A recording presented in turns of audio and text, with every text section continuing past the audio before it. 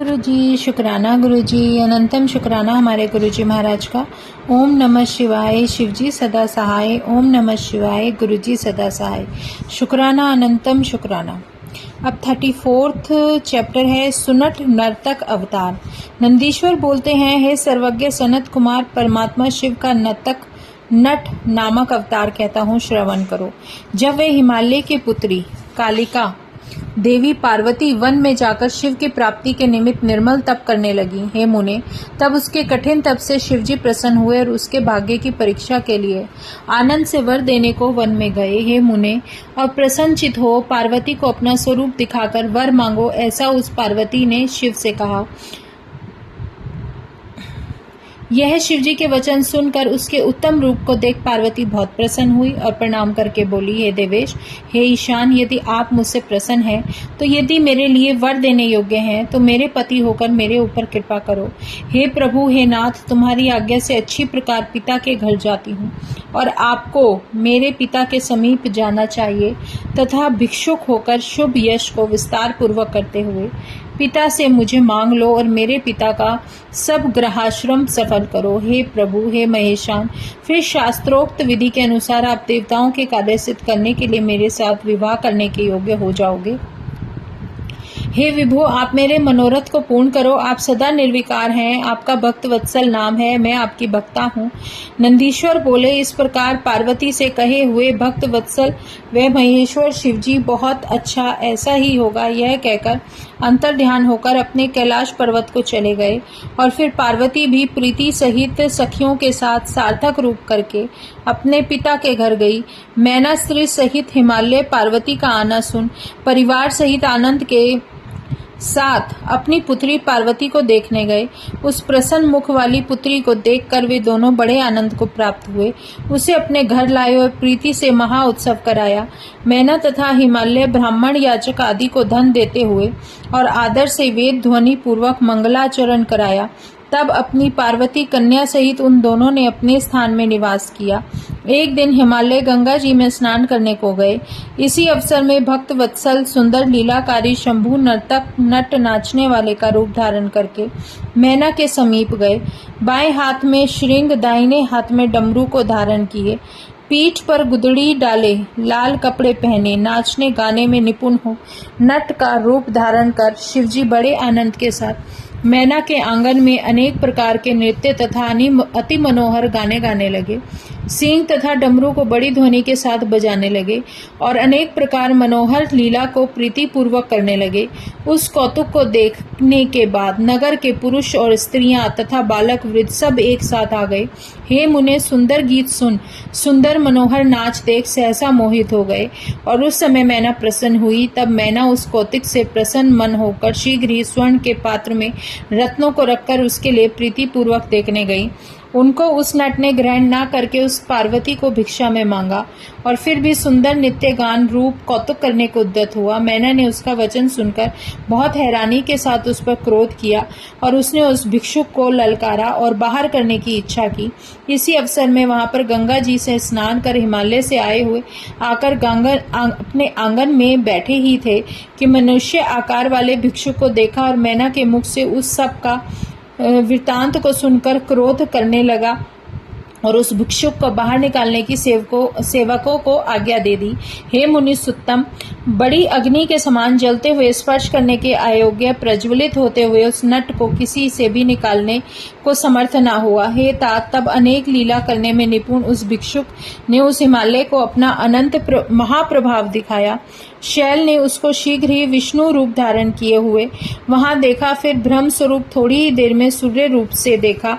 हे तात, थोड़ी देर पीछे उसको महा अद्भुत रुद्र रूप धारण किए पार्वती के सहित हंसते हुए सुंदर तेज से युक्त देखा। फिर इस प्रकार उनके बहुत रूप उसने देखे। तब शीघ्र ही परम आनंद और पूर्ण विस्मय युक्त हो गया।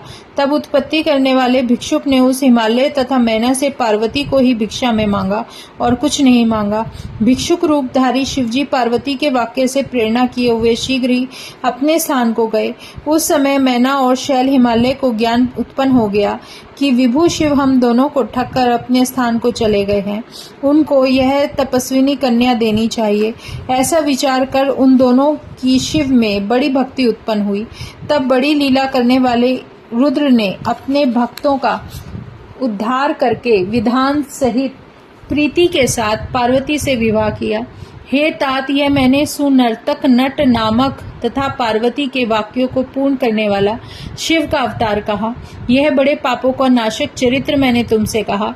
जो मनुष्य प्रीति से इस चरित्र को सुनता है वे सुखी हो सुंदर गति को प्राप्त होता है। अब है 35वां अध्याय, साधु वेशधारी अवतार। नंदीश्वर बोलते हैं, हे सर्वज्ञ, हे सनत कुमार, विभु परमात्मा शिव का साधु वेश द्विज नामक अवतार कहता हूँ, सुनो। शिवजी में मैना और हिमालय की बड़ी भक्ति जानकर सब देवताओं ने बड़ी चिंता की और आदर से सम्मति की। यदि एकांत भक्ति से हिमालय पर्वत शिवजी को अपनी कन्या देंगे तो निश्चय ही शीघ्र शिवजी का निर्वाणता परम पद को प्राप्त होंगे। यदि अनंत रत्नों का आधार रूप यह पर्वत मोक्ष को प्राप्त हो जाएगा तो रतन गर्भा भूमि मिथ्या हो जाएगी। अपने स्थावर रूप को त्याग कर दिव्य रूप धारण कर वह अपनी कन्या पार्वती को शिवजी के निमित्त देकर शिवलोक को जाएगा। शंभु के अनुग्रह से महादेव के सादृश्य को प्राप्त कर वहां सब भोगों को भोग अंत में मोक्ष को प्राप्त होगा। हे मुनि, ऐसा विचार कर सब देवता बृहस्पति गुरु के स्थान को चले गए। वे स्वार्थ के सिद्ध करने वाले देवता वहां जाकर बृहस्पति से निवेदन करने लगे कि हे गुरु, हमारे कार्य सिद्ध करने के निमित्त हिमालय के पास जाओ और शिवजी की निंदा कर उसके चित्त से शिव की भक्ति दूर कर दो। हे गुरु, वे अपनी श्रद्धा से कन्या शिव को देकर वहीं मुक्ति को प्राप्त हो जाए और पृथ्वी पर ही स्थित रहे। ऐसा देवताओं का वचन सुन अपने चित्त में विचार कर बृहस्पति उनसे बोले, हे देवताओं, तुम्हारे मध्य में से कोई एक शैल के समीप जाए और अपने मनोरथ को साधे। मैं ये करने में असमर्थ हूँ, अथवा इंद्र से आज्ञा लेकर सब देवता ब्रह्मलोक को जाओ और ब्रह्मा जी को अपना समाचार कहो, वह तुम्हारा कार्य करेंगे। नंदीश्वर बोले। यह सुनकर सब देवता विचार करने के बाद ब्रह्मा जी की सभा में गए और वहां सब वृतांत ब्रह्मा के आगे निवेदन किया। वह देवताओं का वचन सुनकर ब्रह्मा जी विचार कर उनसे बोले, मैं दुख देने वाली सदा कलह कारिणी शिवजी की निंदा नहीं करूंगा। हे देवताओं, तुम कैलाश को जाओ और शंकर महादेव को संतुष्ट करो तथा उनको हिमालय के घर को भेजो। वह शिवजी जाकर हिमालय से अपनी निंदा करे, क्योंकि दूसरे की निंदा विनाश के लिए होती है और अपनी निंदा यश के लिए मानी जाती है। नंदीश्वर बोले। तब ये संपूर्ण देवता शीघ्र कैलाश पर्वत को गए और शिवजी को प्रणाम करके भक्ति से उनकी स्तुति करने लगे और उस वृतांत को कहा। तब शिवजी ने यह देवताओं का वचन सुनकर वह बात स्वीकार की और हंसकर धीरज दिया। वे अपने अपने स्थान को गए। तब वह महेश, भक्त वत्सल, अविकारी, माया के ईश्वर भगवान शिवजी हिमालय के समीप जाने की इच्छा करने लगे।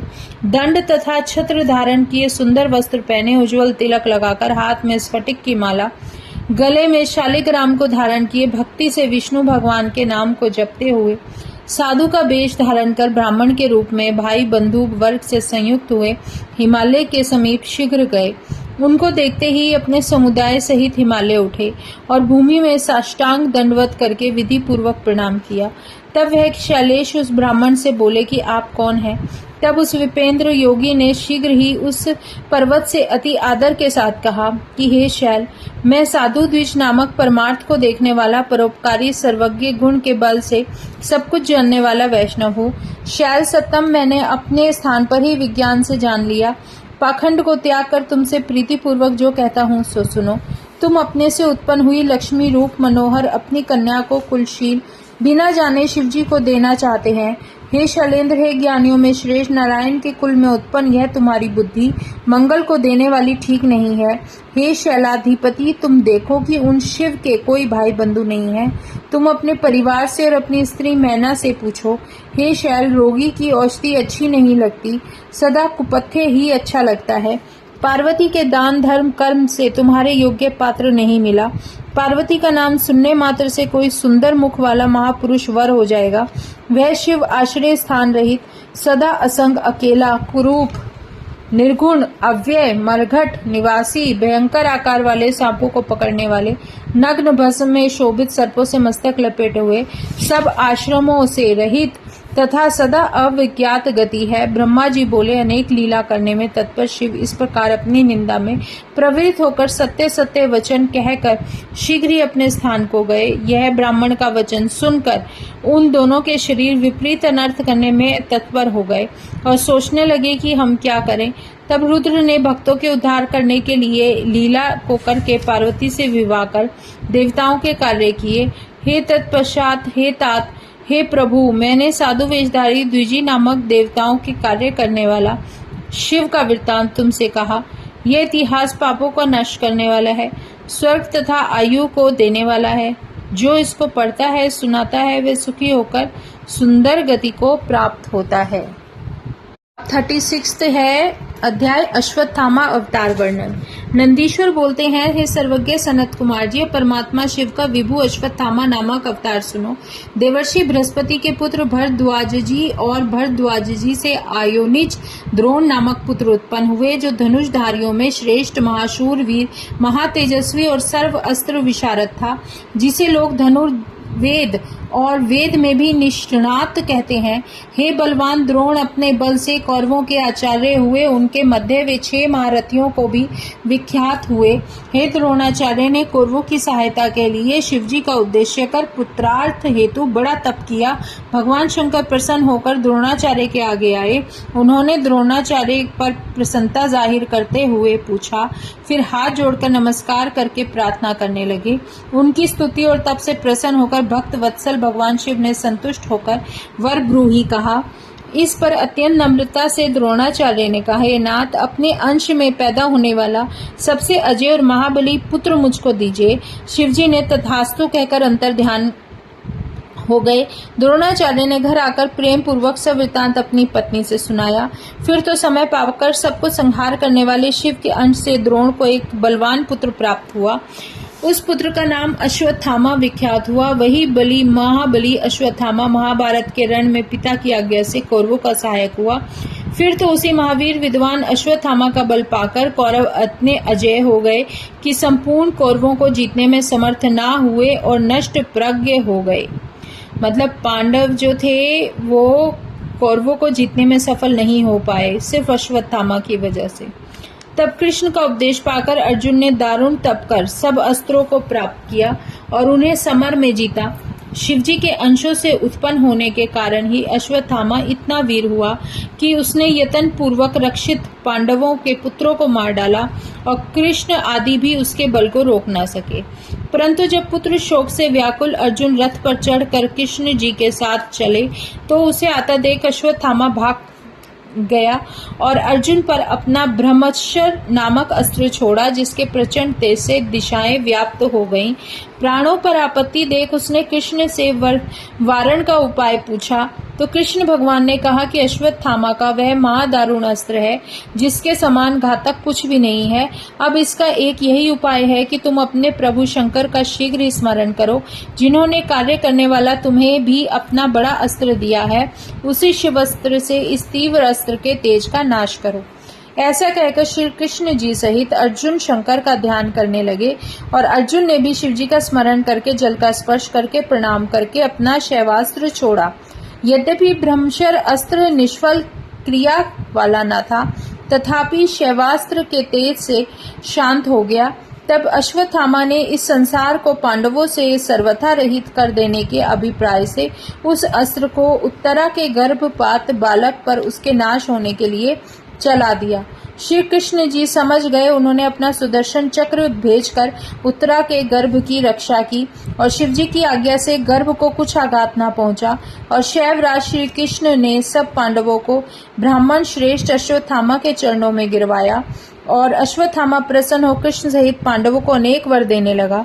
इस प्रकार महेश्वर प्रभु ने द्रोण रूपी से पृथ्वी पर अवतार लेकर यह परम लीला की। संपूर्ण सिद्धिदायक शिवजी का अश्वत्थामा नामक अवतार तुमसे कहा। जो मनुष्य भक्ति पूर्वक सावधान होकर इसे सुनेगा अथवा कीर्तन करेगा उसके सभी मनोरथ पूर्ण होंगे और अंत में वो शिवपुर को जाएगा। जय गुरु जी, शुक्राना गुरु जी, अनंतम शुक्राना हमारे गुरु जी महाराज का। अब है 37 पांडवों को शिव पूजन के लिए व्यास जी का उपदेश। नंदीश्वर बोले, अब शिव जी के उस किरात नामक अवतार की बारे में सुनो जिन्होंने शुकर को मारकर अर्जुन को वरदान दिया था।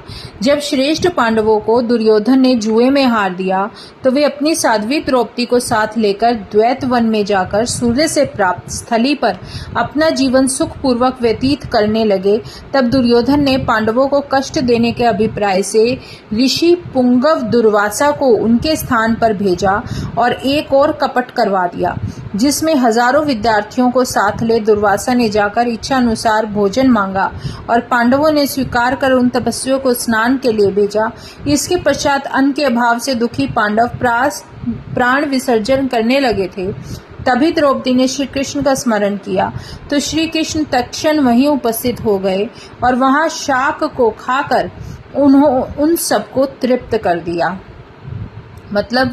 इसका मतलब है कि वहां पे कृष्ण भगवान ने खुद बैठकर वो भोजन किया जो कि एक व्यक्ति का बना था, लेकिन जब कृष्ण भगवान ने वो खाकर अपने आप को तृप्त कर लिया तो जितने भी तपस्वी जो वहां पर भोजन करने के लिए आए थे वो सारे के सारे जो स्नान करने गए थे नदी के तट पर, वहां जब कृष्ण भगवान का जो है भोजन खाने के बाद तृप्ति मिली, वही तृप्ति उनको स्नान करते समय मिल गई। तो श्री कृष्ण की कृपा से पांडवों का यह संकट टल गया और श्री कृष्ण भगवान जी पांडवों को शिव आराधना द्वारा बताकर द्वारिका चले गए। इसके पश्चात पांडवों ने दुर्योधन के गुणों की परीक्षा करने के लिए उनके पास एक भील को भेजा। वह दुर्योधन के पास जाकर उसके गुणोदय को जानकर पांडवों के पास आया। उससे दुर्योधन का गुण सुन पांडव बड़े दुखी हुए, युद्ध का विचार किया, परंतु उपयुक्त समय न जानकर मौन रहे। पश्चात जटाजूट विभूषित रुद्राक्षधारी भस्म लगाए व्यास जी नमः शिवाय पंचाक्षर मंत्र जपते हुए उनके समीप आए। पांडवों ने देखा तो व्यास जी शिव के प्रेम में मग्न तेज पुंज साक्षात दूसरे धर्म के समान ही शरीर धारण किए थे। ऐसे व्यास जी को देखकर पांडवों ने खड़े होकर उनकी अभ्यर्थना की और कुश आसन पर बैठाकर विविध प्रकार से उनका पूजन किया। स्तुति कर अपने को धन्य बताते हुए बड़ा हर्ष प्रकट किया तथा पांडवों ने व्यास जी से निवेदन कर उनसे ऐसे उपदेश की याचना की जिसमें उनका कष्ट शीघ्र ही दूर हो जाए। उन महामुनि व्यास जी ने प्रसन्न होकर कहा, हे पांडवों, तुम कष्ट के योग्य नहीं हो क्योंकि तुमने सत्य का लोप नहीं किया, अतः तुम धन्य और कृतकृत्य हो। सत्पुरुषों का यह स्वभाव ही है कि वे प्राणों के चले जाने पर भी सत्कर्म को नहीं त्यागते। हमारे लिए तो तुम और कौरव दोनों ही समान हो, तो भी बुद्धिमानों का धर्मात्माओं में पक्षपात होता ही है। पहले तो इस अंधे धृतराष्ट्र ने ही लोभवश स्वयं धर्म का परित्याग किया और तुम्हारा राज्य अपहरण कर लिया। यद्यपि उनके लिए तुम और कौरव दोनों ही थे। पिता के मरने पर महात्माओं को पुत्रों पर दया ही करनी चाहिए, तथापि अपने पुत्र दुर्योधन को अनर्थ से मना नहीं किया। यदि वह ऐसा करता तो अनर्थ कदापि नहीं होता। इसके आगे जो कुछ हुआ तो हुआ ही, अब यह अन्यथा नहीं हो सकता, किंतु वह दुष्ट है और तुम सत्यवादी हो, अतएव उनका तो अकल्याण ही होगा, क्योंकि जो बीज बोया जाता है उसी का अंकुर निकलता है। इस कारण तुम लोग दुख मत करो, इसमें संदेह नहीं कि तुम्हारा कल्याण कैसे होगा और हो जाएगा। इस प्रकार जब व्यास जी ने युधिष्ठिर आदि पांडवों को प्रसन्न किया तो पांडवों ने कहा, हे नाथ, यह तो आपने सत्य ही कहा है, क्योंकि वे दुरात्मा तो हमको यहाँ वन से भी निरंतर कष्ट ही पहुँचाते हैं। फिर भी हे विभो, मेरे अशुभ को नष्ट करो और शुभ दान दो। पहले कृष्ण जी ने यही कहा था कि तुम लोगों को शंकर जी की आराधना करनी चाहिए, जिसने हमें प्रसाद दिया है। अतएव अब आप हमें उस मार्ग का उपदेश दीजिए। पांडवों के इन वचनों को सुनकर व्यास जी बहुत प्रसन्न हुए और उन्होंने शिव जी के चरण कमलों का स्मरण करके कहा, हे धर्म बुद्धि पांडवों, श्री कृष्ण जी का कहना सत्य है। मैं स्वयं भी शिव जी का आराधक हूँ। तुम लोग बड़े प्रेम से शिव जी की सेवा करो, इससे तुमको अतुल सुख की प्राप्ति होगी। शिव जी की सेना न करने से सारे दुख प्राप्त होते हैं। पश्चात उन 5 पांडवों में अर्जुन को योग्य जान व्यास जी ने शिव जी की आराधना के लिए इंद्र संबंधिनी विद्या का उपदेश कर पार्थिव पूजन का विधान बताया और अर्जुन इंद्र कील पर्वत के निकट गंगा जी के तट पर तप करने चले गए। इसके पश्चात व्यास जी सब पांडवों में श्रेष्ठ युधिष्ठिर से बोले, हे युधिष्ठिर, तुम सर्वदा धर्म में ही स्थित रहना, इससे निसंदेह तुम्हें सर्वश्रेष्ठ सिद्धि प्राप्ति होगी। ऐसा कहकर व्यास जी शिव जी के चरणों का ध्यान करते हुए अदृश्य हो गए। जय गुरु जी, शुक्राना गुरु जी, अनंतम शुक्राना हमारे गुरु जी महाराज का। ओम नमः शिवाय, शिव जी सदा सहाय। ओम नमः शिवाय, गुरु जी सदा सहाय। शुक्राना, अनंतम शुक्राना।